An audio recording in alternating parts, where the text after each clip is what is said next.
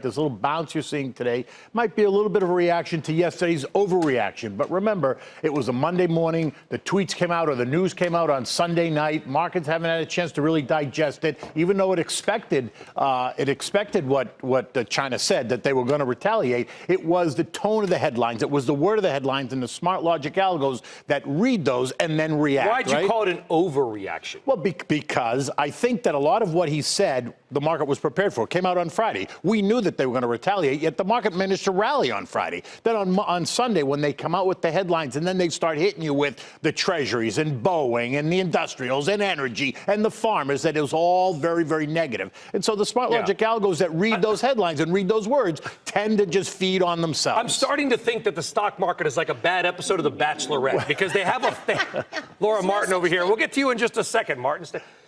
Here's the thing. They fight, but then they always get back together. And I think the market now, they worry about the fact that Trump and Xi may not be getting back together, that maybe this trade fight goes on a lot longer than we thought. It's going to go on till the presidential election in 2020. It's another 18 months away. That's going to be a long 18 months if that's the case. I don't necessarily think that's going to be the case. I think they will come together. But look, both sides are now at the point where they're trying to save face. They backed each other into a corner, and now they got to come to a compromise without looking like either side lost. That's the point. Nobody thinks that's the case. Everybody seems to think, oh, we have to make a deal because this is mutually assured destruction. So, of course, they're going to make a deal. Sometimes the cars don't swerve. Sometimes the game of chicken doesn't work out, and both people get hurt. And you're right. And so I guess we're going to see if that's where it's going. But if you look at Kudlow and you look at Steve Mnuchin and you look at Lighthouser, they're all telling us 2 weeks ago how close we were. We're close, close, close. Every day getting a little bit closer. And all of a sudden, then it falls apart. Because the last 5% of any negotiation is the hardest. And so I think it's a gamemanship. That's what I think. But in the meantime, until you get clarity,